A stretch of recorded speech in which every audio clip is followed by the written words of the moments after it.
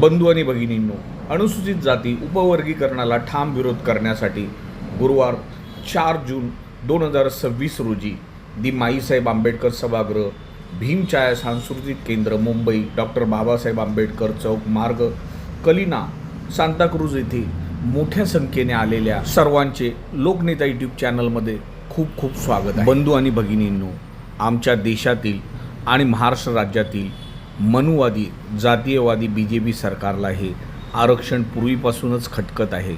आरक्षण कशा पद्धतीने उद्ध्वस्त केलं पाहिजे यासाठीच त्यांनी उपवर्गीकरणाचा घाट घातला आहे आणि दोन जातीमध्ये वाद निर्माण करण्यात हे सरकार यशस्वी ठरलं आहे। उपवर्गीकरण हे कायद्याच्या चौकटीत टिकणार नाही, परंतु या उपवर्गीकरणामुळे आरक्षणाला धोका निर्माण होणार आहे। या कार्यक्रमाची सुरुवात तथागत भगवान बुद्ध आणि विश्वरत्न डॉक्टर बाबासाहेब आंबेडकरांना पुष्पहार अर्पण करून या कार्यक्रमासाठी मार्गदर्शक मान्य प्राध्यापक डॉक्टर संदेश वाघ, मुंबई विद्यापीठ, मान्य गणेश बोरकर साहेब, अखिल भारतीय चर्मकार संघ, मान्य दिनेश डिंगळे, मान्य माजी सहसचिव सामाजिक न्याय, मान्य गौतमजी सोनवणे, मुख्य सचिव Republican party of India Maharashtra, माननीय लक्ष्मणजी भगत, कार्याध्यक्ष बौद्ध पंचायत समिती, मान्य ॲडव्होकेट किशोर डोके साहेब, air corporation SC/ST employees association, या कार्यक्रमाचे सभाध्यक्ष आयुष्यमान प्रकाश मोरे, तर या कार्यक्रमाचे सूत्रसंचालन केले आयुष्यमान संदीप साळवी यांनी। तसेच या सभेला मोठ्या संख्येने आलेल्या व्यक्तींचे स्वागत केले आयुष्यमान अरुण गमरे यांनी। तसेच या सभेसाठी आलेल्या सर्व लोकांचे आभार मानले मान्य लक्ष्मण भगत साहेबांनी। बंधू आणि भगिनींनो, हा कार्यक्रम 3 भागामध्ये लोकनेता यूट्यूब चॅनलमध्ये प्रसारित केला जाणार आहे। हा भाग पहिला आहे। या भागामध्ये मान्य गणेश बोरकर साहेबांचं अतिशय बहुमूल्य असं उपवर्गीकरणाला विरोध का याविषयी आपल्याला त्यांचं मनोगत ऐकायला मिळणार आहे। तर दुसऱ्या भागामध्ये मान्य प्राध्यापक डॉक्टर संदेश वाघ, मुंबई विद्यापीठ यांचं मार्गदर्शन ऐकायला मिळणार आहे। तर तिसऱ्या भागामध्ये सभेसाठी आलेल्या इतर मान्यवरांचं मनोगत आपल्याला ऐकायला मिळणार आहे। त्यामुळे अनुसूचित जाती जमातीतील सर्व लोकांना कळकळीची विनंती आहे की आपण उपवर्गीकरण काय आहे आणि त्यामुळे आरक्षण कसं नष्ट केलं जाणार आहे, जातीमध्ये कसा वाद निर्माण केला जाणार आहे, त्यासाठी हे व्हिडिओ आपण शेवटपर्यंत पाहिले पाहिजेत आणि उपवर्गीकरण होऊ नये यासाठी प्रत्येक कार्यक्रमामध्ये आपण सहभागी झालं पाहिजे। मोर्चे निघणार असतील तर त्या मोर्चामध्येही आपण सहभागी झालं पाहिजे, तेव्हाच उपवर्गीकरणाची प्रक्रिया थांबेल, आरक्षण वाचेल। त्यासाठी प्रत्येक बांधवांनी हे व्हिडिओ शेवटपर्यंत पहा, जास्तीत जास्त लोकांना फॉरवर्ड करा आणि लोकनेता यूट्यूब चॅनलला लाईक करा, शेअर करा, सबस्क्राईब करा। धन्यवाद। नमो बुद्धाय, जय भीम, जय संविधान। कार्यक्रमाला सुरुवात करत आहोत। ही एक वैचारिक सुरुवात होण्या अगोदर आपण सर्व मान्यवर या ठिकाणी उपस्थित आहात। आजच्या या कार्यक्रमाला अध्यक्ष म्हणून त्यांच्या अधिपत्याखाली हा कार्यक्रम संपन्न होणार आहे। भीमछाया सांस्कृतिक केंद्राचे आपले संस्थापक अध्यक्ष आणि कोकण रिपब्लिकन सामाजिक संस्था या संस्थेचे सन्माननीय अध्यक्ष आणि Republican party of India Konkan प्रांताचे अध्यक्ष सन्माननीय प्रकाशजी मोरे साहेब या आजच्या कार्यक्रमाचं अध्यक्षस्थान स्वीकारतील अशी मी त्यांना विनंती करतो। सर्वांना सविनय जय भीम। विश्वदंत तथागत भगवान गौतम बुद्ध, परमपूजनीय भारतरत्न डॉक्टर बाबासाहेब आंबेडकर, छत्रपती शाहू महाराज, छत्रपती शिवाजी महाराज, संत कबीर, महात्मा ज्योतिबा फुले, सावित्रीबाई फुले यांच्या प्रतिमेला सर्वप्रथम अभिवादन करून आज या ठिकाणी आता आम्ही या सभागृहामध्ये उपस्थित या ठिकाणी सर्व मान्यवर या ठिकाणी उपस्थित असलेले आमचे प्राध्यापक डॉक्टर संदेश वाघ, मुंबई विद्यापीठ, त्याचप्रमाणे दिनेश डिंगळे माजी सचिव, त्याचप्रमाणे लक्ष्मण भगत, कार्याध्यक्ष बौद्ध पंचायत समिती, त्याचप्रमाणे गणेश बोरकर साहेब, अखिल भारतीय चर्मकार संघ, त्याचप्रमाणे गौतम सोनवणे, महाराष्ट्र सचिव रिपाई, ॲडव्होकेट किशोर डोके, air corporation SC/ST employees union, हे सगळे मान्यवर आणि ज्यांना आपण या ठिकाणी निमंत्रित केले त्या सर्व संस्थांचे सर्व सन्मान्य या ठिकाणी कार्यकारी सदस्य उपस्थित बंधू, या ठिकाणी आजच्या हा कार्यक्रमाचे जे सूत्रसंचालन करणारे आमचे संदीप साळवी यांनी आजच्या हा कार्यक्रमाच्या अध्यक्षस्थानी माननीय प्रकाशजी मोरे यांचं जे नाव सुचेल त्यांना मी आपल्या सर्वांना अनुरोध देते त्यांनी आजच्या कार्यक्रमाचा अध्यक्ष स्वीकारायसाठी त्यांना विनंती. सर्व महामानवांना अभिवादन करून आजच्या कार्यक्रमाला विशेष असे मार्गदर्शन करणारे सर्व आपल्या आदरणीय सहकारी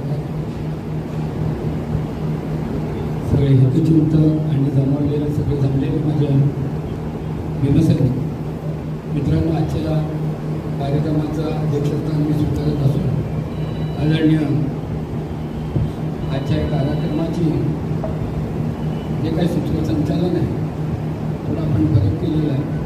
कारण आदरणीय बोरकर साहेबांना परत गाडीतून जायचं आहे अकोल्याला, आणि त्यांची वेळ अत्यंत महत्त्वाचा आणि त्यांचं बोलणंसुद्धा आपल्याला अत्यंत महत्त्वाचं आहे. त्यांच्या वेळेचं भान टाकून आपण सुरुवात करताना प्रथम आपण आदरणीय संदीप साळवी या कार्यक्रमाची प्रस्तावना करतील अशी मी त्यांना विनंती.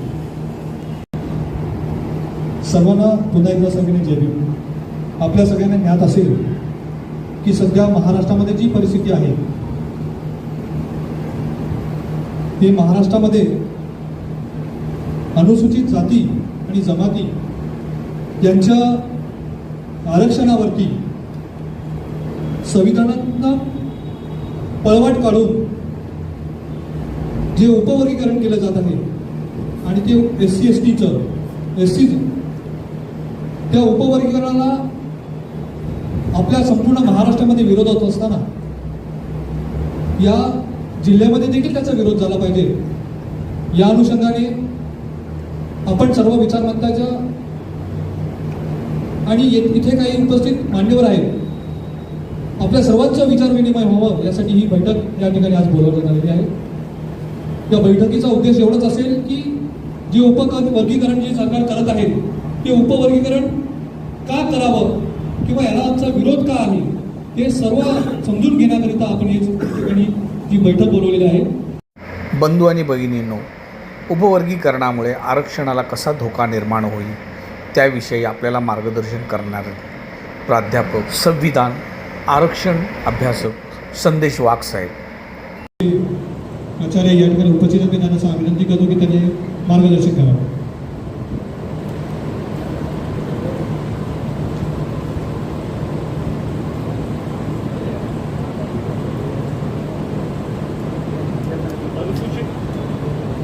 अनुसूचित जातीचे उपवर्गीकरण हा विरोध या विषयाच्या अनुषंगाने या ठिकाणी जे काही खुले चर्चासत्र मार्गदर्शन सभा आयोजित केलेली आहे त्याबद्दल आयोजकांचे मी मनापासून अभिनंदन करतो. या कार्यक्रमाच्यासाठीचे अनेक आयोजक आहेत, त्याच्यामध्ये बोधोचक पंचायत समिती त्यांचे वेगवेगळे गट या ठिकाणी कार्यरत आहेत. मोरे साहेबांनी या ठिकाणी खूप महत्त्वाची भूमिका घेतलेली आहे आणि त्यांच्याशी सातत्याने चर्चा चालू होती की बाबा या संदर्भामध्ये समाजामध्ये काय भूमिका असावी या संदर्भात आपण चर्चा करायची. आता हे जे आपण मी आणि बोरकर साहेब दोन वक्ते जे बोलत आहोत ते उपवर्गीकरणाच्या संदर्भात बोलणार आहोत.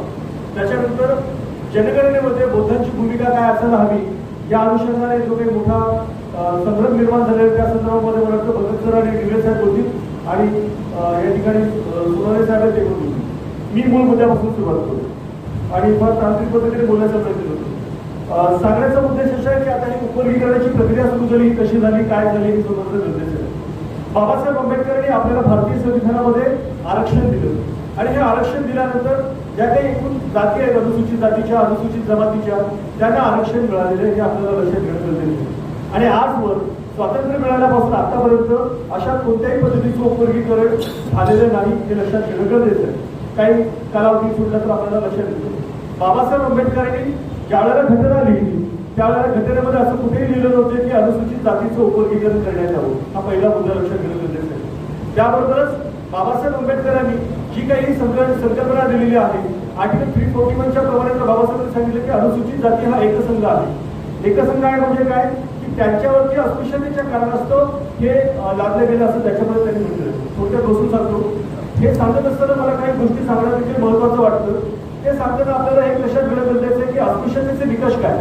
हे अस्पृश्यतेच्या निकषाबद्दल आता सरांनी मगाशी काही गोष्टी सांगितल्या पण त्या मुद्द्यांना मी या ठिकाणी सांगताना काही गोष्टी सांगू इच्छितो. पहिल्यांदा एक लक्षात घेणं गरजेचं आहे की ओबीसीच्या ज्या एकूण जाती त्यावेळेला रोहिणी आयोगासमोर आलेल्या होत्या त्या 2633 जाती या ओबीसीच्या आहेत. त्यांच्यामध्ये देखील एबीसीडी प्रमाणे वर्गीकरण उपवर्गीकरण करा अशा पद्धतीच्या शिफारसी या देण्यात आलेल्या आहेत. साधा प्रश्न असा आहे की अनुसूचित जातीनेच का उपवर्गीकरणाची मागणी केली हा पहिला मुद्दा आणि कोणत्या जातीने या संदर्भामध्ये पहल केली हा दुसरा मुद्दा. हे लक्षात घेताना आपल्याला लक्षात घेणं गरजेचं आहे की केंद्र सरकारने इतर मागासवर्गीय समाजातील उपवर्गीकरणासाठी एक सब कॅल्क्युलेशन करण्यासाठी एक आयोग स्थापन केला. तो 2 ऑक्टोबर 2017 स्थापन केला. हे यासाठी सांगतोय की 2 ऑक्टोबर 2017 त्यांनी काय केलं, एक रोहिणी कमिशन नावाचा एक आयोग स्थापन केला आणि अनुच्छेद 340 प्रमाणे त्यांनी असं सांगितलं की 27% ओबीसीचं जे काही आरक्षण आहे त्याच्यामध्ये एबीसीडीचं आरक्षण देण्यात यावं. मग मुद्दा असा येतो की 2017 हा आयोग स्थापन झाला आणि 31 जुलै 2023 या आयोगाने त्याचा जो काही अहवाल आहे तो सादर केला. मग हा अहवाल सादर केल्यानंतर 2633 जातींनी एबीसीडी मध्ये स्वतःचं उपवर्गीकरण केलं का तर नाही. साधा प्रश्न आहे. मग प्रश्न असा निर्माण होतो त्यांनी उपवर्गीकरण केलं नाही त्याचं काय कारण असू शकतं. त्याच्यामध्ये देखील काही जाती प्रगत आहेत काही जाती मागासलेल्या आहेत. याच्यामध्ये एक भूमिका अशी आहे की 2633 जातींमध्ये जर तुम्ही उपवर्गीकरण करण्याचा प्रयत्न केला तर कोणत्या जातीला किती टक्के पडतील हा वादाचा मुद्दा आहे. हा पहिला मुद्दा लक्षात घेणं गरजेचं आहे. तुम्ही जर 59 जातींचा प्रश्न केला तर 59 जातीमध्ये मी या ठिकाणी सांगू इच्छितो की आपल्याकडे 141 जाती उपजाती ह्या साधारणतः 58 जातींमध्ये आहेत. या 141 जाती उपजाती ह्या 58 जातींमध्ये आहेत. प्रश्न निर्माण असा होतो जर लोकसंख्येच्या प्रमाणामध्ये जायचं ठरलं तर तो गोष्ट वेगळी आहे. पण सगळ्यांनी सांगितलं की सम प्रमाणात द्या. किती टक्के आरक्षण मिळेल 0.22%. म्हणजे महाराजांना 0.22%, चर्मकारांना 0.22%, मातंगांना 0.22%, अशा पद्धतीचं हे आरक्षण मिळू शकतं. ही भूमिका लक्षात घेणं गरजेचं आहे. त्यामुळे उपवर्गीकरण करणं म्हणजे जाती जातीमध्ये तुकडे पाडणं हा महत्त्वाचा मुद्दा आहे. आम्ही या संदर्भामध्ये अनेक बैठका घेतल्या. आदरणीय रामदासजी आठवले साहेबांनी आज आम्हाला नंदगिरीच्या केसवर बोलवलं होतं. अविनाश महातेकर साहेब देखील तिकडे होते. त्यावेळेला आम्हाला आठवले साहेबांनी विचारले की संदेश काय प्रॉब्लेम आहे. मी म्हटलं साहेब प्रॉब्लेम असा आहे की 13% जागा आहे आणि या 13% मध्ये जे 2.5% आहेत त्यांना 8% पाहिजे. मग साहेब म्हणाले 8% द्यायचं कसं. तुम्ही त्याला सांगितलं की त्यांना हे 8% आपल्यातले पाहिजे. कारण आपली जी लोकसंख्या आहे महाराणी बौद्ध समाजाची जी लोकसंख्या आहे ती साधारणतः 9%च्या आसपास येतं असं आठवले साहेबांचं म्हणणं आहे. माझे तेच कॅल्क्युलेशन मुकेश कुमारांनी पुस्तक प्रकाशित केलेलं आहे. मग त्या ठिकाणी आपली लोकसंख्या जास्त असल्यामुळे आपल्यातून वाटा काढायचा आणि तो वाटा त्यांना द्यायचा आणि वरतून म्हणायचं की महाराज आमच्या ताटातलं खाल्लं. हा बुद्धिबळ आहे. लक्षात घ्या, महाराजांच्या ताटातलं खाण्याचं आणि त्यांच्या ताटामध्ये वाढून घ्यायचं आणि वरतून म्हणायचं की महाराज आमच्या ताटातलं खाल्लं हा सगळ्यात मोठा सपशेल बुद्धिबळ असेल या ठिकाणी सांगतो. दुसरा महत्वाचा मुद्दा असा आहे की 1200 अनुसूचित जाती भारतामध्ये आहेत. कॅल्क्युलेशन यासाठी सांगतो कारण हे कॅल्क्युलेशन समजणं गरजेचं आहे. 1200 अनुसूचित जाती या भारतामध्ये आहेत आणि मग असं असताना 36 राज्य आहेत. केंद्रशासित प्रदेश आणि राज्य हे मिळून जर पाहिलं तर 36 राज्य आहेत. या 36 राज्यामध्ये 6 राज्य सोडली तर कुणी उपवर्गीकरण मागितलेलं नाही.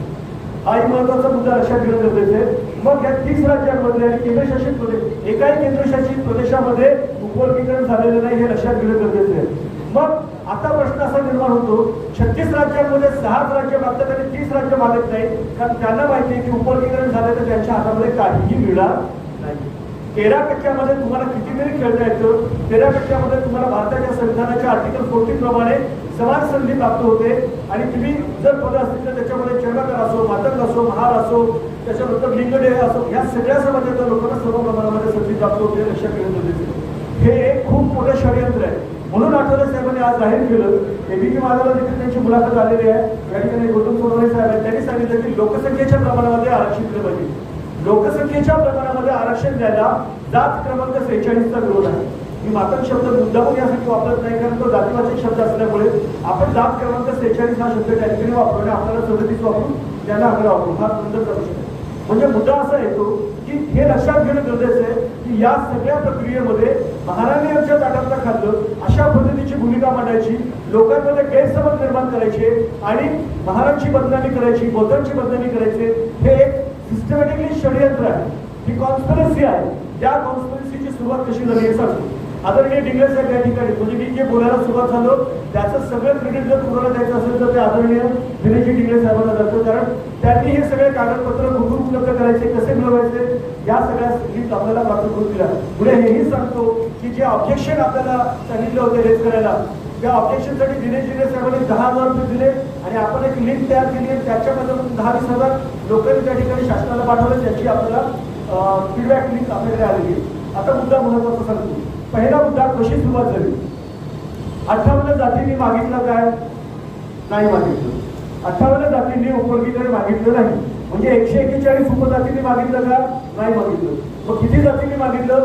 5 का 6 जातींनी मागितलं. एक लक्षात घेणं गरजेचं आहे. ते अनुक्रमांक 47 वरती माग गारुडी आणि माग गारुडी समाजाचे लोक, त्यांच्याबद्दल देखील ते उपवर्गीकरणामध्ये मातंगांबरोबर 46 नंबर घ्यायचं की नाही घ्यायचं या संदर्भात त्यांच्याबद्दल मतभेद आहे. ते फक्त 46 बद्दल बोलत आहे, हे लक्षात घेणं गरजेचं आहे. मला या ठिकाणी सांगायचं, हा जो काही अहवाल तुम्हाला या ठिकाणी दिसत आहे, हा अहवाल आहे बार्टीचा अहवाल.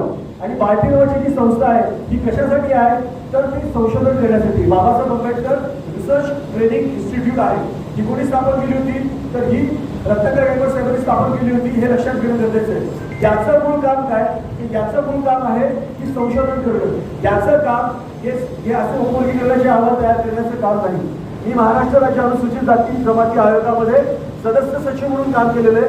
हे काम महाराष्ट्र राज्य अनुसूचित जाती जमाती आयोगाने केलं असतं ते एक वेळ समजलं असतं. हे काम जर national commission of schedule caste केलं असतं तर एक वेळ समजलं असतं, पण हे काम बार्टीने केलं हे समजण्यासारखं नाही. आता सांगतो हे षडयंत्र कोणी केलं तर 46 नंबरच्या जातीने केलेलं या ठिकाणी सांगतो.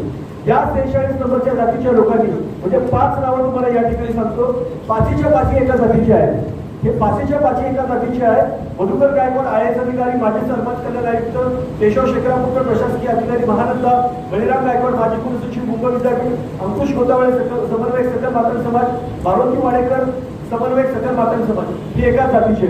मग प्रश्न निर्माण असा होतो की ज्यांनी शासनाची फसवणूक कशी केली, ज्यांनी तुमची आमची फसवणूक कशी केली, जे बोरकर साहेबांना खलतंय ते मी या ठिकाणी सांगू इच्छितो. आज भीमामीचा मोर्चाही गेला होता आणि माननीय मुख्यमंत्र्यांचे जे काही OSD आहेत पाटणकर साहेब, त्यांना त्यांनी हा अहवाल वाचून दाखवला आणि सांगितलं हे उपवर्गीकरण मातंगांसाठी केलेलं आहे, अनुसूचित जाती 59 जातींसाठी केलेलं नाही.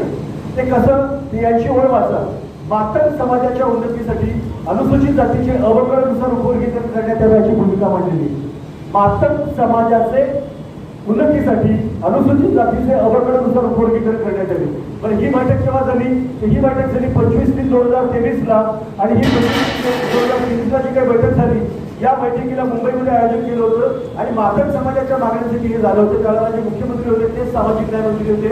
प्रॉपर नोट त्यावेळेला कुठं झाली नाही, कारण सचिव कोण होते त्या संदर्भात मला माहिती नाही किंवा कुठं करणारे लोक कोण होते माहिती नाही. मग प्रश्न निर्माण असा होतो की मातंग समाजाच्या संदर्भामध्ये जर त्यांच्या उन्नतीचा अभ्यास करायचा असेल तर मग काय होतं, तर त्याच्यासाठी लवजी साळवे आयोग होता. कोणी मी दाखवणार आहे. जी बदनामी महाराजांची होत आहे ही बदनामी खोडून काढण्यासाठी आपण पुढे आलं पाहिजे, हे माझं ठाम म्हणणं आहे. हे लक्षात घेण्यासाठी तुम्हाला तुमच्यासाठी या ठिकाणी साधारणतः मला मोरे साहेबांनी सांगितलं होतं की साहेब ते मोरे साहेब मला म्हणाले होते की वाघ सर ते 300 पानांचा अहवाल घेऊन या. की तो 309 पानांचा जो अहवाल आहे तो सगळा घेऊन आलेला आहे. हा अहवाल तुम्हाला दिसत असेल. हा 309 पानांचा अहवाल कोणासाठी आहे? मातंग समाजासाठी आहे. मांगारोडी समाजासाठी आहे का? मांगारोडी समाजासाठी आहे का? 58 जातीसाठी आहे का? तर नाही. हा फक्त जात क्रमांक 46 साठी आहे. ज्या काही शिफारसी याच्यामध्ये झालेल्या आहेत त्या सगळ्या शिफारसी फक्त मान समाजासाठी झालेल्या आहेत. हे लक्षात घेणं गरजेचं आहे. आणि या सगळ्या गोष्टींचा अभ्यास करतो तर हाही प्रश्न लक्षात घेणं गरजेचं आहे. त्यावेळेला सामाजिक न्याय मंत्री कोण होते याच्यामध्ये स्पष्टपणे दिलेलं आहे की त्यावेळेला सामाजिक न्याय मंत्री कोण होते तर आपले हटवरे साहेब होते. आणि ज्या वेळेला हा अहवाल सादर केला त्यावेळेला आपल्याला अजितदादा पवार तर होते, त्याबरोबर प्रीतम कुमार शेगावकर सामाजिक न्याय मंत्री जे होते ते देखील त्यावेळेला होते. जयंतराव आवळे माजी सामाजिक न्याय मंत्री, लक्ष्मणराव ढोबळे, हे सगळे ते अहवाल जेव्हा सादर झाला त्यावेळेला म्हणजे बौद्ध समाजाचा व्यक्ती जेव्हा सामाजिक न्याय मंत्री असतो त्यावेळेला मातंग समाजाच्या उन्नतीसाठी आयोग स्थापन करतो आणि आयोग स्थापन केल्यानंतर टाटा इन्स्टिट्यूट सारख्या संस्थेला त्याच्यामध्ये पाचारण करतो आणि पाचारण केल्यानंतर त्याला सांगतो की तुम्ही हा आयोग तयार करा, कारण मातंग समाजाचं आम्हाला काय करायचंय, कल्याण करायचंय. आम्ही कधीही तुमच्या विरोधामध्ये नव्हतो. ही भूमिका आजही आहे, कालही आहे आणि आम्ही हमेशा राहील, कारण आम्ही बाबासाहेबांची लेकरं आहोत. हे लक्षात घेणं गरजेचं आहे. आणि या सगळ्या पार्श्वभूमीवरती आपल्याला काही गोष्टी समजणं गरजेचं आहे. याच्यामध्ये हा अहवाल स्वीकारावा असं म्हणतात. आता प्रश्न निर्माण असा होतो की हा अहवाल का स्वीकारला जाऊ शकत नाही. बदल कमिशन याच्यामधला कोणत्याही पद्धतीच्या तरतुदी घेऊ शकत नाही. कारण या ठिकाणी जर हायलाईट केलेलं तुम्हाला काही मुद्दे दिसत असतील, या लोकांनी जो काही अहवाल केला त्याच्यामध्ये 59 जातींचा अभ्यास केलेला नाही. त्यांनी फक्त 5 जातींचा अभ्यास केला. मी त्याचं नाव सांगतो. एक म्हणजे भांबी म्हणजे चर्मकार समाज, म्हणजे चर्मकार समाजाचाही अभ्यास केला नाही. चर्मकार समाजामध्ये एक जात उपजात आहे त्याचं नाव आहे भांबी, त्यांचा अभ्यास केलेला आहे. चांभारांचा अभ्यास केलेला नाही. हे याच्यामधून दिसतं. डॉक्टर साहेब दिलेलं आहे हे सगळं. दुसरं आहे भंगी, तिसरा आहे ढोर, चौथा आहे महार, पाचवा आहे माग आणि सहावा आहे मागगरुडी. म्हणजे 6 जातींचा अभ्यास करायचा आणि सांगायचं की ह्या शिफारसी 59 जातीसाठी लागू करा, तर ते कसं काय होणार आहे हा महत्वाचा प्रश्न. आता याच्यामध्ये त्यांनी कुठल्याही पद्धतीने अनुसूचित जातीच्या कल्याणाकरता कोणतीही मागणी केलेली नाही हे लक्षात घेणं गरजेचं आहे. बरं, ज्यांना काही मिळालं नाही ही मागणी चुकीची आहे हे लक्षात घेणं गरजेचं आहे.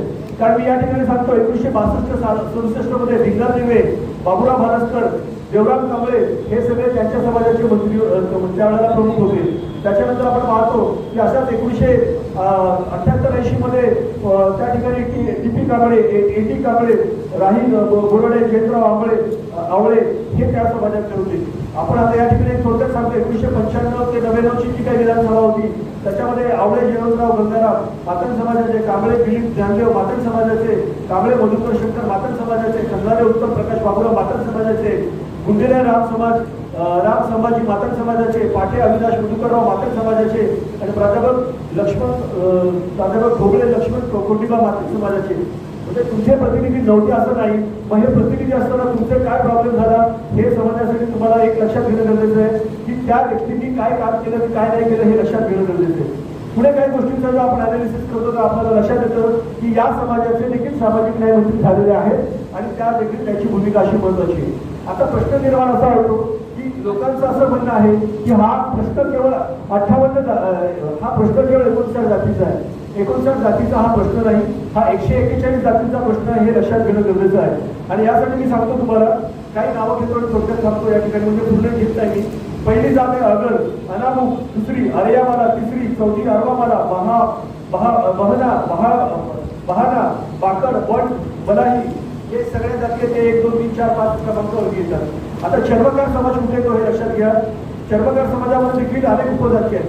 मग त्याच्यामध्ये भांबी, असादारू, असोदी, चमडिया, चमार, चमारी, सांभार, जमगार, हरैया, हराळी, खालपा, आचीगर, मोचीगर, मादर, मादिक, मोची, तेलगुमाची, कामटीमाची, राणीगर, रोहिदास, नोना, रामनामी, रोहित, रामगर, समागारा, सतनामी, सूरजवंशी, सूरजनामी, चर्मकार, परदेशी समाज एवढ्या सगळ्या उपजाती आहेत. मग आता मला सांगा, गोरे साहेबांचं आमचं डिस्कशन झालेलं होतं. आता तुमच्याकडे असा कोणता स्टॅटिस्टिकल डाटा आहे, कोणता क्वांटिफायबल डाटा आहे की चर्मकारांना मिळालेला आहे आणि भामींना मिळालेला नाही.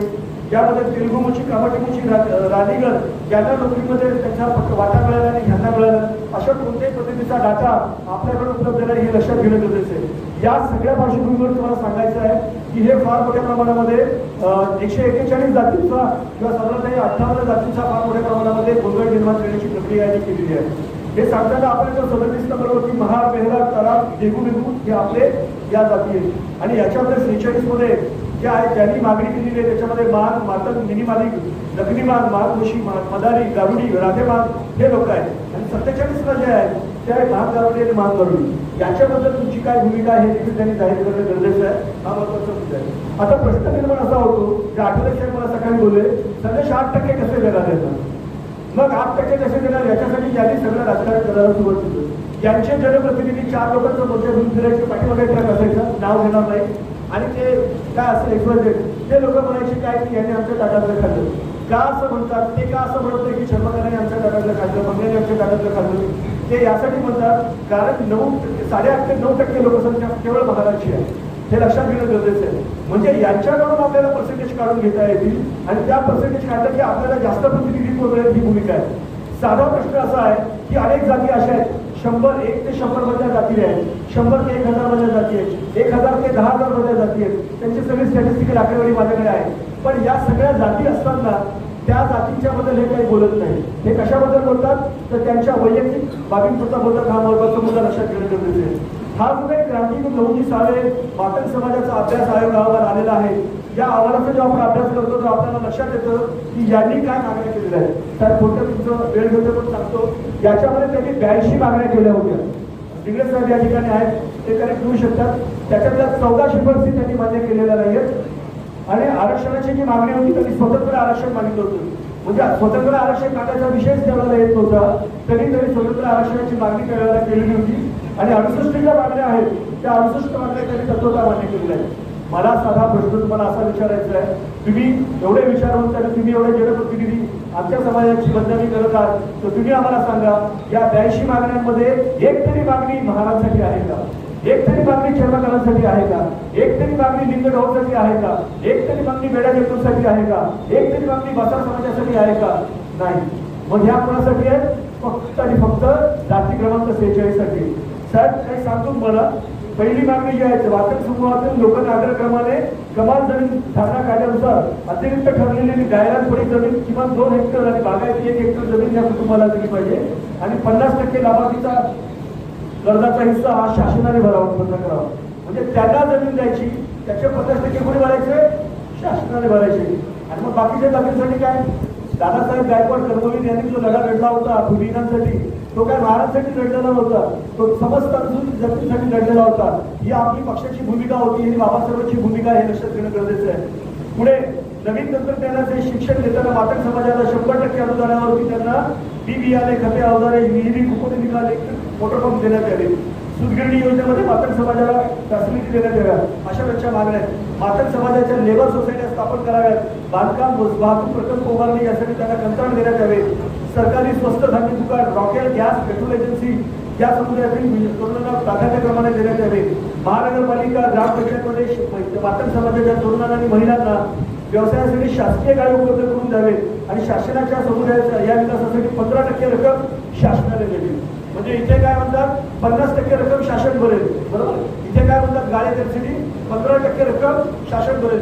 मला प्रश्न असा पडतो की भंगी समाजाने काय वाईट केलेलं आहे? वाल्मिकी समाजाने काय वाईट केलेलं आहे? असाधारणनी काय वाईट केलेलं आहे? कोचीकर कामांनी काय वाईट केलेलं आहे? त्यांच्याबद्दल बोलायचं नाही आणि मग काय करायचं? यांच्याबद्दल बोलायचं. प्रश्न निर्माण असा होतो, आपण कोणत्याही एका जात समूहाबद्दल नाही, पण जी सातत्याने महाराजांबद्दल बदनामी होत आहे त्याला कुठेतरी विचारवंत म्हणून कुठेतरी विरोध करणं गरजेचं आहे असं मला सांगते.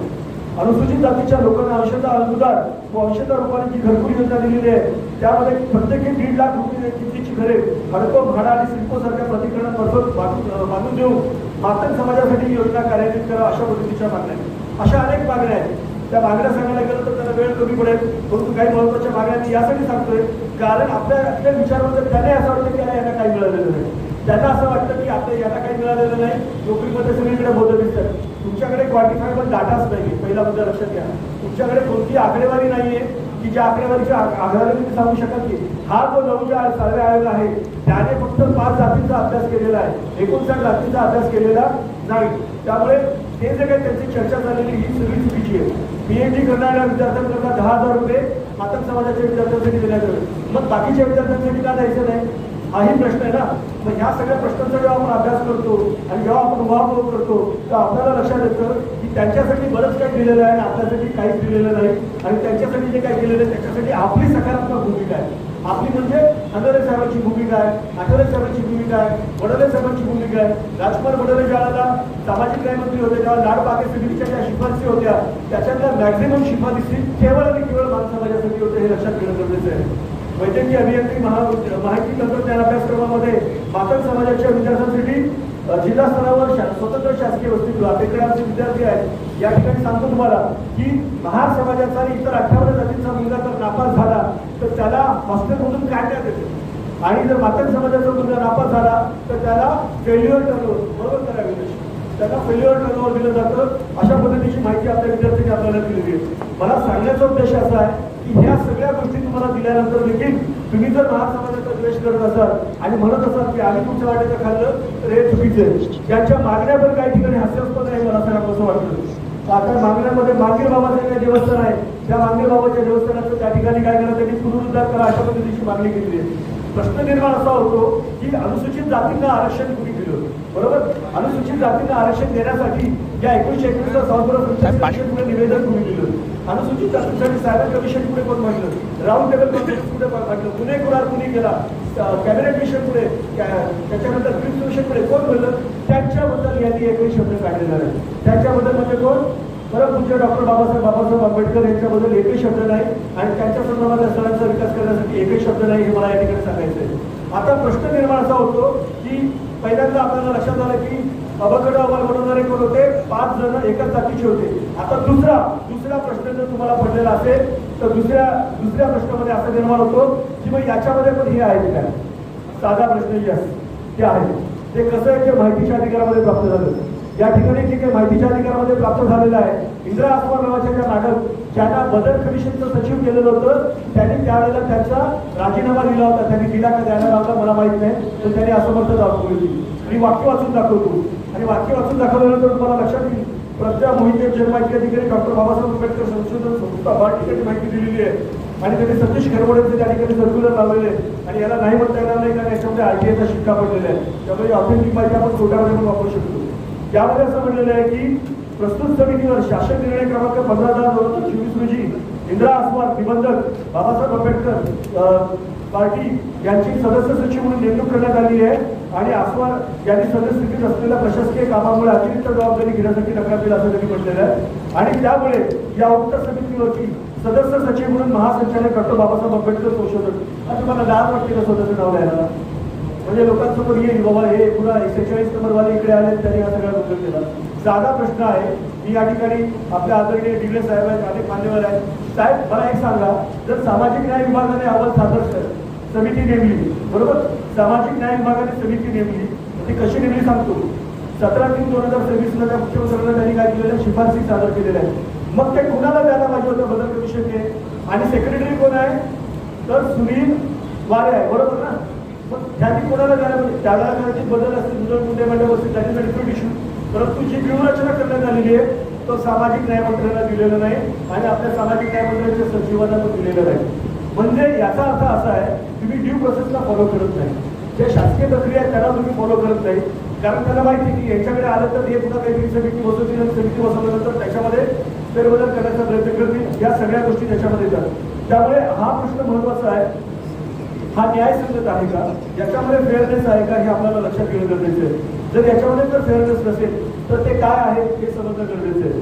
पुढे मला तुम्हाला हे सांगायचं आहे की काही गोष्टींचा जेव्हा आपण अभ्यास करतो तेव्हा आपल्याला लक्षात येतं की जो काही बंजारा समाजाच्या आहे प्रवर्गातील उपवर्गासह सादर करण्यासाठी जे काही मागण्या आहेत त्यासाठी तुम्ही पुढे तहलियानी नावाचं उच्च न्यायालयाचे निवृत्त न्यायाधीश आहेत, त्याच्यानंतर सोनेवाल आहेत, शैलेश कुमार धारोकर आहेत, नितीन गांगले, संदीपन गव्हाळे आहेत आणि सहसंचालक आदिवासी संशोधन समिती आहे. तर त्यांना अनुसूचित जमातीमध्ये घेण्यासंदर्भामध्ये म्हणजे एक सदस्यीय अहवाल नाही, या ठिकाणी त्यांच्या जातीचं प्रतिनिधित्व असणाऱ्या लोकांना देखील घेतलेलं आहे, हे लक्षात घेणं गरजेचं आहे. या सगळ्या गोष्टीवरती आपल्याला लक्षात घेणं गरजेचं आहे की वारेंना त्या पदावर नियुक्त करावं यासाठी देखील निवेदन लोकांनी दिलेलं आहे, परंतु अद्यापर्यंत RT मधून त्यांना नियुक्त करण्यात आलेलं नाही, हे लक्षात घेणं गरजेचं आहे. या ठिकाणी एक महत्वाचा मुद्दा मला सांगायचा आहे, तो महत्वाचा मुद्दा असा आहे की आता या समाजाने एक मागणी केलेली आहे, तो तुम्हाला फॉर्मॅट दाखवतो.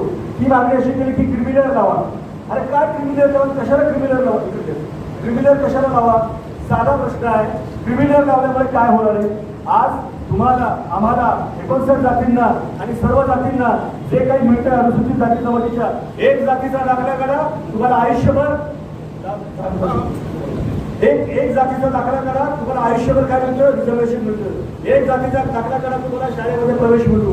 एक जातीचा दाखला करा, तुम्हाला प्रवेश मिळतो. तुम्हाला इंजिनिअरिंगला, मेडिकलला, MBA ला सगळीकडे प्रवेश मिळतो. आता हे मागणी करतायत काय, हे उपवर्गीकरण झालं पाहिजे, त्याच्यावर काय होलं पाहिजे, क्रिमिनल लावलं पाहिजे. अरे साहेबांनो एक लक्षात घ्या, हे जर क्रिमिनल लावलं तर ते सगळ्यांसाठी घातक असणार आहे. NCL म्हणतात त्याला, नॉन क्रिमिनल लेअर सर्टिफिकेट, आणि हा OBCचा आहे. नॉन क्रिमिनल सर्टिफिकेटचा फॉर्मॅट मी तुम्हाला देतो, तो शासनाचा दिलेला आहे. 8 लाखापेक्षा ज्यांचं उत्पन्न जास्त असेल त्याला कोणत्याही सवलती मिळणार नाही. म्हणजे समजा एखादा शिक्षक असेल, त्याच्या बायकोचा सगळ्या कुटुंबाचा 8 लाखापेक्षा जास्त उत्पन्न असेल तर त्याला मेडिकलला ऍडमिशन मिळणार नाही, त्याला इंजिनिअरिंगला ऍडमिशन मिळणार नाही, त्याला MD ला मिळणार नाही, त्याला ME ला ऍडमिशन मिळणार नाही आणि तो पुढे जाऊ शकणार नाही. म्हणजे एका पिढीने आरक्षण घेतलं तर दुसऱ्या पिढीला आरक्षण दिलं नाही पाहिजे अशी भूमिका. अरे 3,500 वर्ष आम्हाला गावकीचा बाहेर ठेवलं, 3,500 वर्ष आम्हाला वसंतवटीवरती ठेवलं, 3,500 वर्ष आमच्या सावलीचा विकार केला, 3,500 वर्ष आमच्या स्पर्शाचा विकार केला, 3,500 वर्ष आमच्या शब्दाचा विकार केला. आणि तेव्हा आता हे संरक्षण आम्हाला मिळालं बाबासाहेब आंबेडकरांमुळे. तर तुम्हाला या स्वातंत्र्यानंतरच्या 50 वर्षामध्ये तेही काढून घ्यायचं आहे. हा मुद्दा महत्वाचा लक्षात घेणं गरजेचं आहे.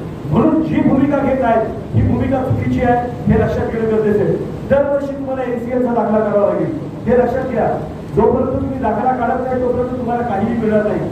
तुम्हाला प्रायव्हेटमध्ये जा, तुम्हाला गव्हर्नमेंटमध्ये जा, जिथे जिथे शिष्यवृत्ती मिळते, जिथे जिथे तुम्हाला स्कॉलरशिप आहे, फ्रीशिप आहे, तेही तुम्हाला काही मिळणार नाही. आणि यासाठी तुम्ही मागण्या करत असाल तर मला वाटतं की 58 जातींच्या विरोधामध्ये ही भूमिका आहे. या 58 जातींच्या विरोधातली भूमिका घेणं हे मला वाटतं कुठेतरी चुकीचं आहे. अशा पद्धतीची भूमिका मला मांडणं गरजेचं आहे.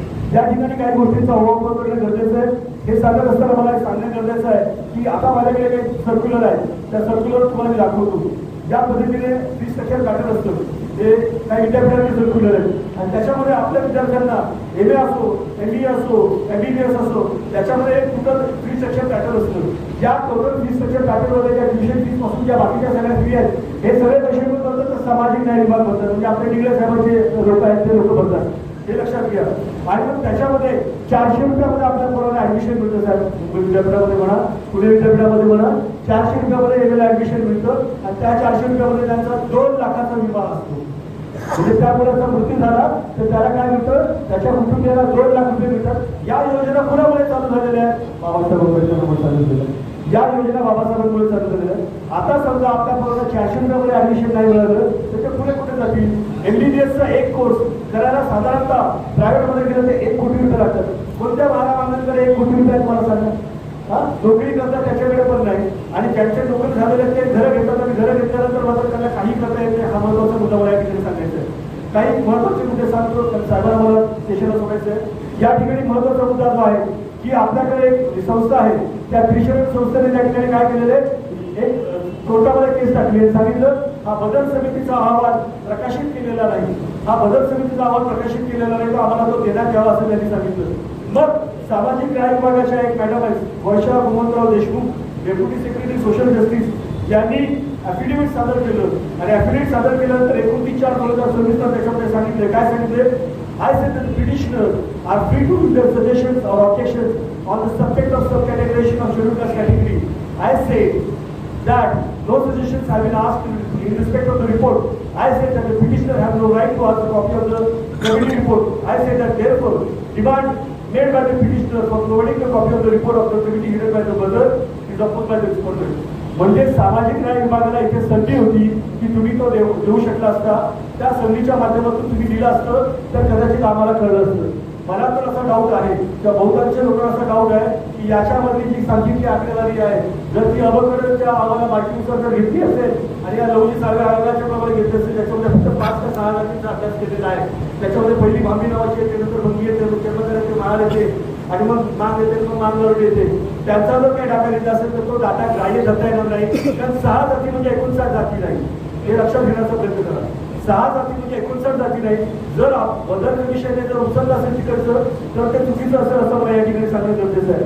आता हे सगळं सांगत असताना काही गोष्टींचा आपल्याला वापर करणं गरजेचं आहे, त्याचा अभ्यास करणं गरजेचं आहे. तांत्रिक आकडेवारी मी तुम्हाला या ठिकाणी सांगतो.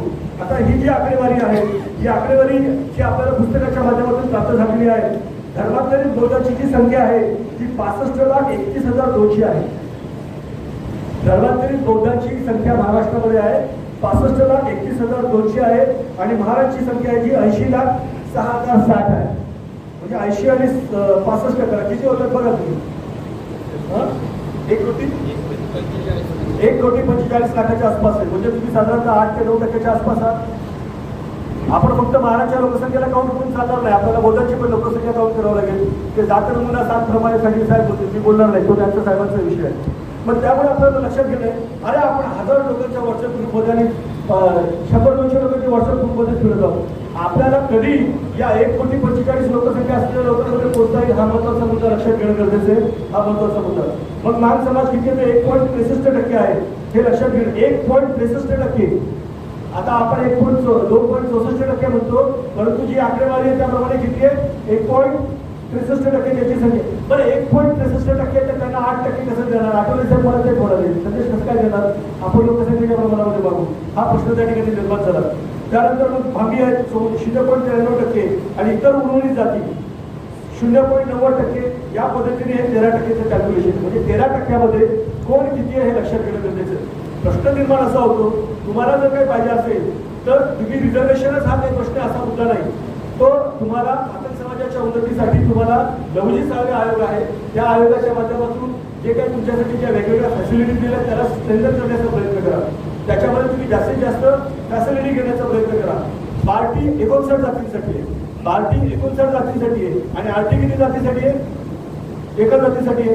अण्णाभाऊ रिसर्च ट्रेनिंग इन्स्टिट्यूट असं का म्हटलं नाही बोरकर साहेबांच्या लोकांनी की बाबा आम्हाला रारटी द्या, Rohidas research and training institute द्या, असं म्हटलं का? नाही म्हटलं. महाराणी म्हणलं का की आम्हाला मार्टी द्या, महा रिसर्च ट्रेनिंग इन्स्टिट्यूट, असं कुठे म्हटलेलं नाही. म्हणजे म्हणण्याचा उद्देश असं की तुम्ही मागतात आणि आम्ही त्याला कुठे विरोध करतो, हे लक्षात घेणं गरजेचं आहे. आणि म्हणजे आता शिक्षक साहेबांनी जर मान्य केलं असेल तर ते देखील बौद्ध समाजाचे हे लक्षात घेणं गरजेचं आहे. ही मोठ्या भावाची भूमिका सातत्याने बौद्ध समाजाने घेतलेली आहे. त्यामुळे बौद्ध समाजावरती जे काही आक्षेप होत आहेत या आक्षेपांना उत्तर देणं खूप गरजेचं आहे. आता या संदर्भात लक्षात घेणं गरजेचं आहे की सोलापूरमधून शिंदे प्रणिती ज्या आहेत त्या काँग्रेस आहे, लातूर आहे, शिर्डी आहे, रामटेक आहे, अमरावती आहे, बांद्रा आहे. या ठिकाणी जर आपण पाहिलं तर या ठिकाणी वेगवेगळ्या लोकांना प्रतिनिधित्व मिळालं, त्यांचं नाव मी या ठिकाणी घेणार नाही, परंतु ते वेळेचा अभाव आहे. प्रश्न असा आहे की आपल्याला धर्मांतरित बौद्ध जे आहेत ते किती आहे? ते महार किती आहेत? धर्मांतरित बौद्ध मगाशी जो आकडा सांगितला तो काय होता? धर्मांतरित बौद्ध 65,31,200 आणि महार जे आहेत ते साधारणतः 80 लाखाच्या आसपास आहे. मग या सगळ्या गोष्टींचा जेव्हा आपण अभ्यास करतो त्यावेळेला जे 29 आहेत त्या 29 आमदारांमध्ये कोणत्या जातीचं किती याची देखील आकडेवारी आपल्याकडे उपलब्ध आहे. म्हणजे यांना प्रतिनिधित्व मिळालं नाही हे बोलू शकत नाही. म्हणजे एकेका वेळेला त्यांचे 5-5, 6-6 आमदार आहेत ही देखील आकडेवारी तुम्हाला 1995-97 कालखंडामधली आकडेवारी तुम्हाला मगाशी सांगितली. त्यांच्या नावासंगती आपण सांगू शकतो. हे महत्त्वाचा मुद्दा आपल्याला लक्षात घेणं गरजेचं आहे. तर या सगळ्या गोष्टींचा जेव्हा आपण अभ्यास करतो तर आपल्याला लक्षात घेणं गरजेचं आहे की आर्टिकल 14 काय? आर्टिकल 14 म्हणजे कायद्यापुढे समानता आहे. त्याच्यानंतर मग धर्मविषयक जात लिहितं या कारणास्तव भेदभाव करण्यासाठी मनाई आहे पत्राप्रमाणे. या सगळ्या गोष्टींचा जेव्हा आपण अभ्यास करतो आपल्याला लक्षात येतं की या सगळ्या गोष्टींचा बाबासाहेबांनी भारताच्या संविधानामध्ये प्रावधान केलेलं आहे. बाबासाहेबांनी हे 58 जातीचे लोक काय मागायला आलेले होते. मी तर बोरकर साहेबांना सांगतो 1200 अनुसूचित जाती आहेत. 1200 अनुसूचित जाती कोणत्या ते तुम्हाला पण माहिती आहे, मला पण माहिती आहे, लिस्ट देऊ शकतो मी तुम्हाला. परंतु 58 जाती कोणत्या हे आता आपल्याला कळायला लागले कोणत्या हे असं कुठे निर्माण झाल्यामुळे. 1200 जातीतले 1999 लोक बाबासाहेबांना भेटले होते का? नव्हते भेटले. मग बाबासाहेबांनी सगळ्यांसाठी दिलं ना. मग ही बौद्ध समाजाची भूमिका ही व्यापक आहे. त्यामुळे बाबासाहेबांवर टीका करणं आणि आंबेडकरी घराण्यावरती टीका करणं याचा निषेध करणं गरजेचं आहे. आंबेडकरी घराण्यावरती टीका करण्याचा अधिकार कुणालाही नाही हेही लक्षात घेणं गरजेचं आहे. त्याही आधी आपली काय पात्रता आहे हे समजून लोकांनी घेतलं पाहिजे. हाही महत्त्वाचा मुद्दा आपल्याला लक्षात घेणं गरजेचं आहे. माननीय आनंदराज आंबेडकर साहेबांचे एक कार्यक्रम झाला आहे 7 जूनला. त्या कार्यक्रमाला मलाही बोलवलेलं आहे. त्या ठिकाणी एक व्यापक भूमिका घेणार आहे. त्यांनी 22 जूनला एक मोर्चा आहे या ठिकाणी औरंगाबादला संभाजीनगरला त्यांनी कार्यक्रम घेतलेला आहे. त्याबरोबरच 26 जूनला एक मोठा मोर्चा आहे अनुसूचित जाती एकता समितीचा आहे. 22 तारखेला यांचा मोर्चा आहे. चर्मकार समाजाचा 30 जूनला मोर्चा आहे. मी संपूर्ण या ठिकाणी वेळ होत आहे. या सगळ्या गोष्टी आहेत. काही टेक्निकल गोष्टी आहेत त्या कदाचित तुमच्यापर्यंत व्हॉट्सअपला पोहोचून डिटेल्स आहे पॉझिटिव्ह. शेवटच्या मुद्द्याकडे बोलतो. शेवटचा मुद्दा असा आहे की हे कायद्याच्या पुढे टिकू शकतं का?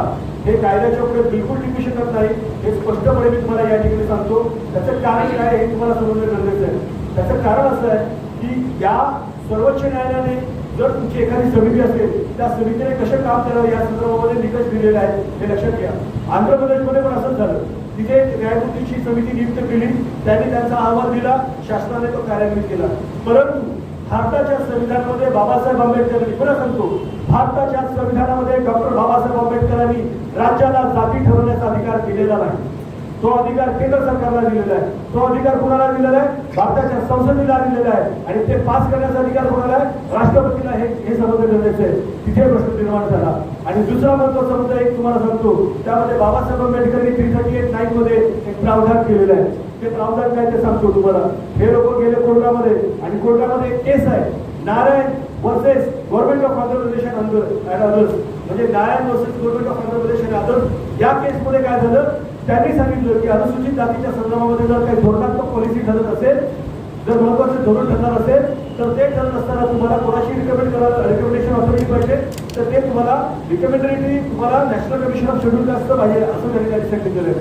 म्हणजे राष्ट्रीय अनुसूचित जाती आयोगाशी जर सल्ला मसलत केली नसेल बदल समितीने तर तो अहवाल रद्दबातल ठरू शकतो. एवढं स्पष्टपणे या ठिकाणी भूमिका आहे, लक्षात घेणं गरजेचं आहे.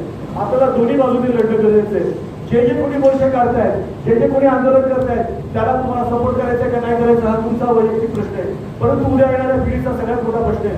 मी या ठिकाणी सांगू इच्छितो की महाराष्ट्र शासनाने कॅबिनेटमध्ये निर्णय घेतला होता, मला सगळ्यांना ठाऊक असेल, आणि तो निर्णय असा घेतला होता की खुल्या प्रवर्गावरती अनुसूचित जातीला घेण्यात येणार नाही. हा महत्वाचा मुद्दा त्यांनी सांगितला. म्हणजे अनुसूचित जाती नाही, सगळ्यांना घेता येणार नाही. म्हणजे अनुसूचित जाती, अनुसूचित जमाती, इतर मागासवर्गीय, भटकळमुक्त जाती, भटकळमुक्त जनजाती आणि जे काही EWS प्रवर्गामध्ये येणारे जे लोक आहेत, म्हणजे मराठा समाजाचे लोक ज्यांना देखील घेता येणार नाही, हे सगळं त्यांनी टाळलं केलं. आणि त्यावेळेला मला त्या ठिकाणी मंत्रिमंडळामध्ये हा झाल्यानंतर आदरणीय छगन भुजबळ साहेबांनी, संजय राठोड साहेबांनी बोलवलं. त्यांना आम्ही सांगितले की साहेब हे 6 नंबरचा मुद्दा या ठिकाणी मंत्रिमंडळाच्या कॅबिनेटमध्ये दाखवलेला आहे, तो हायकोर्टाचं डिसिजन देऊन दिलेला आहे. त्यांनी सुप्रीम कोर्टाचं डिसिजन दिलं नाही. सुप्रीम कोर्टाचं decision is the final decision. आणि आर्टिकल 141 प्रमाणे जर सुप्रीम कोर्टाचं डिसिजन तुम्ही मान्य केलं नाही तर असं होऊ शकतं की कंटेम्प्ट ऑफ कोर्ट होईल आणि शासनावरती कंटेम्प्ट ऑफ कोर्ट झाला तर शासनाची नामूस घेऊन अशा पद्धतीची भूमिका त्या ठिकाणी छगन भुजबळ आणि संजय राठोडांनी थांबवली. मला एक सांगायचं आहे, साधा मुद्दा सांगतो साहेबांना, थांबतो, या ठिकाणी वेळ झालेला आहे. मला या ठिकाणी असं सांगायचं आहे, जर लक्षात घ्या यांनी क्रिमिनल लावलं तर आपले लोक विद्यार्थी तर मिळणारच नाही, नोकरीदारी असले तर आपले शिक्षण मिळणार नाही, फार अडचण होईल. पुढचा प्रश्न सांगतो, 40% जर आपल्याला जर जागा मिळाल्या नाही तर मग तुम्ही किती टक्क्यामध्ये राहा? समजा आपले 8% आपण गृहीत धरतो, 1,42,45,00,000 बोलले बोलताना महाराष्ट्र प्रोसिडून गेले तर जर आपल्या 8% समजा 4% काढून त्यांना दिले, आपण किती टक्क्यामध्ये राहू? 4% राहू. चर्मकार समाजाला 1.5% का 1.5%च्या आसपास रिकमेंडेशन समजा केलं तर त्यांना फक्त 1.5% जागेवरती त्यांना मिळेल. आणि ज्या इतर 56 जाती आहेत त्यांना किती मिळेल? त्यांना 1.5% जावं लागेल. म्हणजे तुम्हाला 8% पाहिजे, तुम्हाला तुमच्या लोकसंख्येच्या प्रमाणापेक्षा जास्त पाहिजे आणि इतर 56 जातीला मग तुम्ही कशाला त्रास द्यायचा? साधा प्रश्न.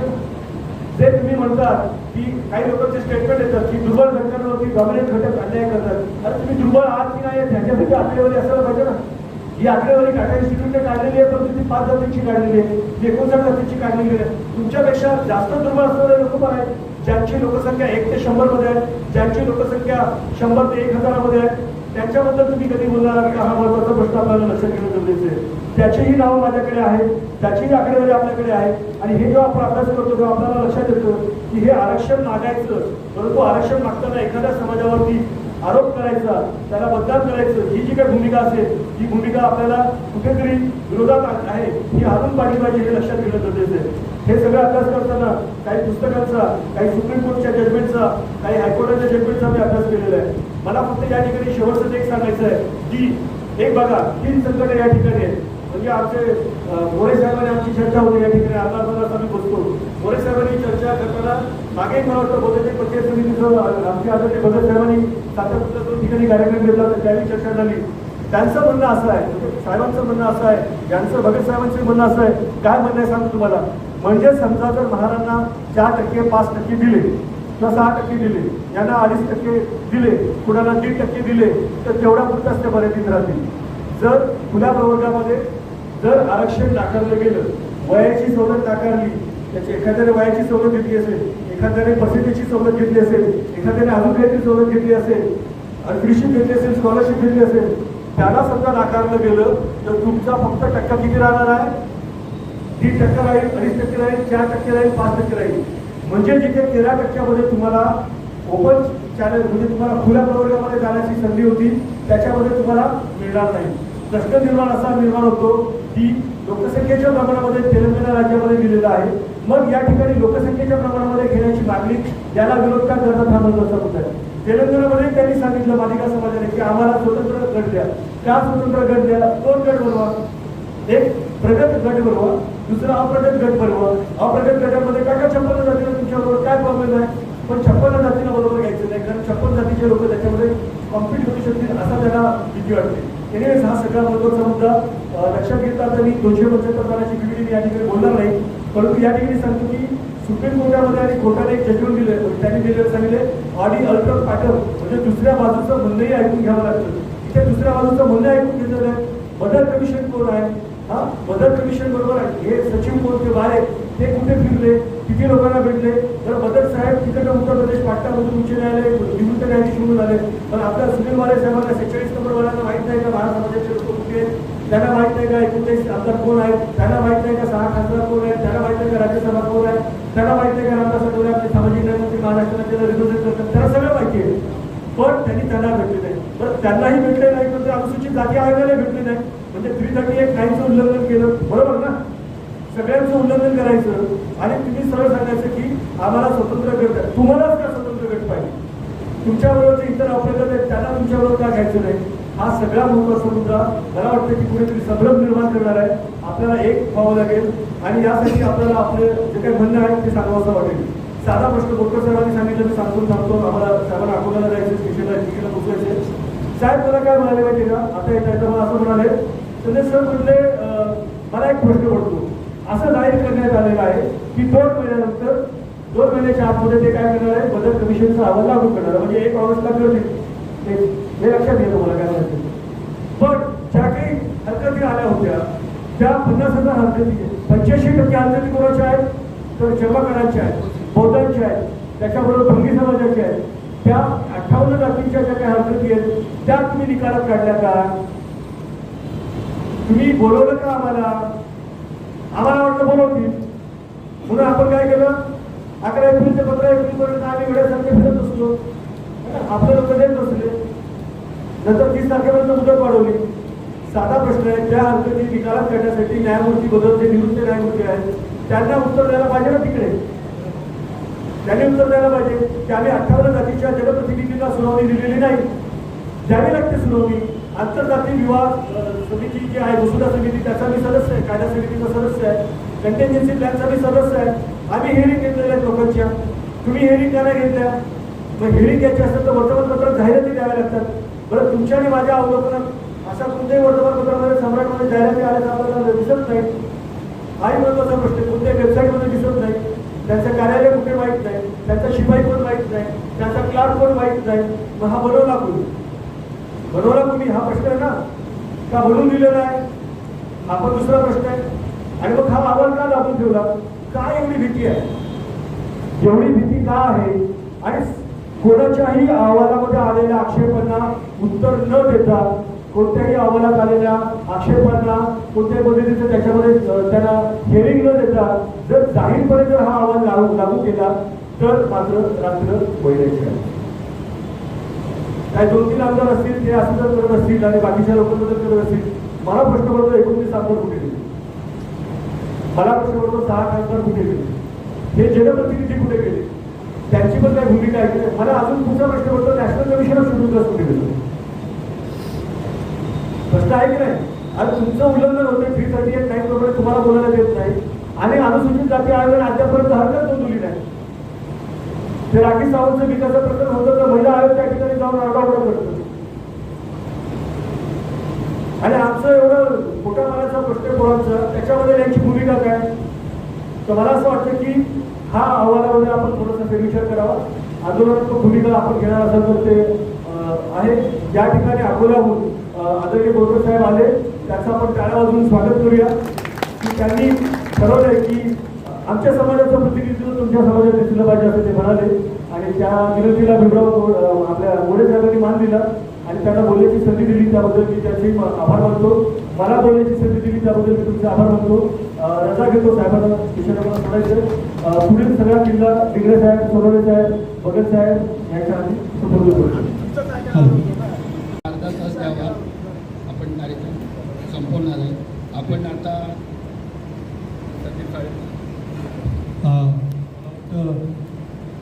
वाघ साहेबांनी अत्यंत चांगल्या पद्धतीचं मार्गदर्शन आपल्या सर्वांना केलेलं आहे आणि उपवर्गीकरणामुळे काय होणार आहे, निश्चितपणे कोणावरती अन्याय होणार आहे, कोणाचं पारडं जड होणार आहे, या सगळ्या गोष्टींचा तंतोतंत मुद्देसूद आणि आकडेवारीचा अभ्यास मांडल्याच्या नंतर त्यांना बसायचं होतं आणि त्यांना आपण सुद्धा काहीतरी प्रश्न विचारणार होतो, परंतु बोरकर साहेबांना जाणं असल्या कारणाने संदेश वाघ साहेब देखील जाणार आहेत, परंतु डिगळे साहेब इथे असणार आहेत. त्यांचं मार्गदर्शन केल्यानंतर आपण आपले प्रश्न जे काय आहेत त्यांना विचारणार आहोत. तर मी या ठिकाणी रमेश पाटील साहेबांना विनंती करतो की त्यांनी संदेश योगी जरा टाळ्यांच्या गरजेला त्यांचं आपण अभिनंदन करायचं की त्यांनी आपल्याला वेळ दिल्याबद्दल.